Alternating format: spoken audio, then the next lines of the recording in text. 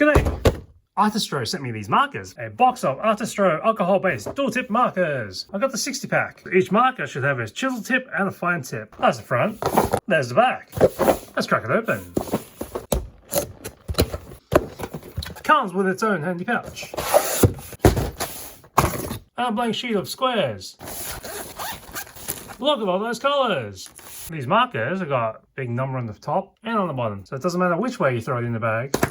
It'll still be easy enough to read. Let's check this out though. These markers are square, so when you put it on the table, they're not going to roll all the way across. Flat enough. That's the 1mm fine tip, and that's the 5mm chisel tip. I'll test it out. Cutting mat so I don't bleed through on the table. I also have index card, copy paper, construction paper, a post-it, one of those St Jude notepads, and some thicker paper stock that you get from those art books. Test it out and see how much we can get through on the bleed.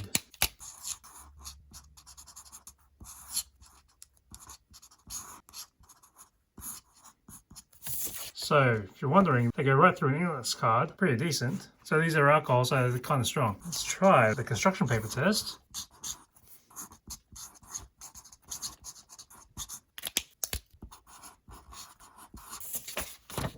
Construction paper had a little bit more resistance in bleeding through. Let's test it out with the copy paper.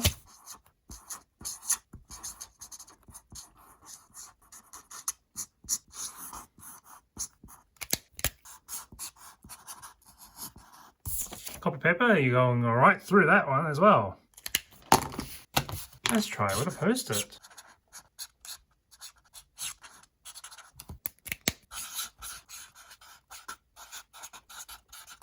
Use a similar colour to the post-it and you can see it go right through. These are very strong markers. Try the St Jude notepad. This is thin compared to the copy paper and thinner still than the post-it.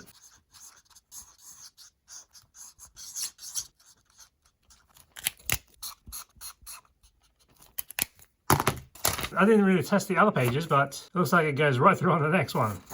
It's kind of high fidelity on the reverse.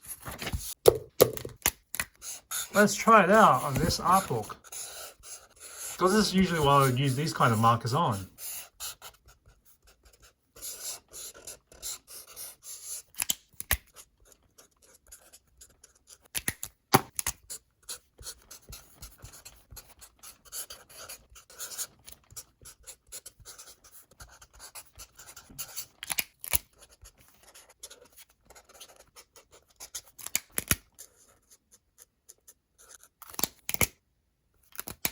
This is a slapdash tree. You can see how much bleeds through there, because it even goes on the next page. And a little bit on this reverse as well. So there I got a little birdie or some little thing. The red was fresh, and then I put a grey dot right in front of it, and it held its own. Looking good there. To keep you from guessing, you also got the sizes on one side and the shape on the other end. So you know exactly which side you're going to ink at.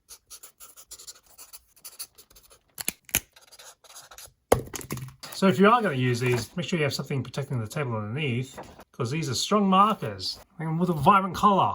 And it's not bleeding compared to where I've put the mark. So I've got this Food for Thought Crayola colouring book. Let's try and see how much can stay inside the lines, because I'm interested in seeing if it's worth bleeding out.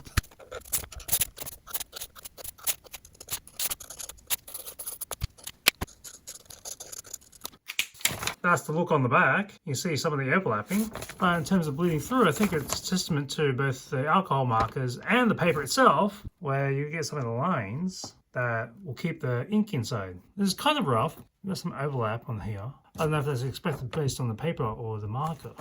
And that's the safety page on the back. So it helps to know what kind of paper you're working with. Let's see how true these colours are. Let's start with rose red, coral pink, vivid purple, mint green light, deep green, whatever BK17 is, cool grey, melon yellow, fluorescent orange, Indian blue, and we'll finish it off with brilliant blue. From the 11 I picked, they appear to be true enough on the page compared to their respective caps. But what does BK17 mean? Size-wise, these markers are about 14.5 centimeters long or 5 3/4 inches. Fish this all out because there's a stand underneath. If you want to set it on a table, you'll see the little slots for the pens. So the bag's not just holding them randomly. And underneath, you can still make out the colours and the numbers. So that's handy. And for the 60 count bag, it's about 18 centimeters or 7 inches wide, 10 centimeters or 4 inches deep, by 16 centimeters or 6 1/4 inches. Our rubbish, cardboard box, and the do-it-yourself reference sheet. Probably don't need to keep this. The colours are basically true to the caps.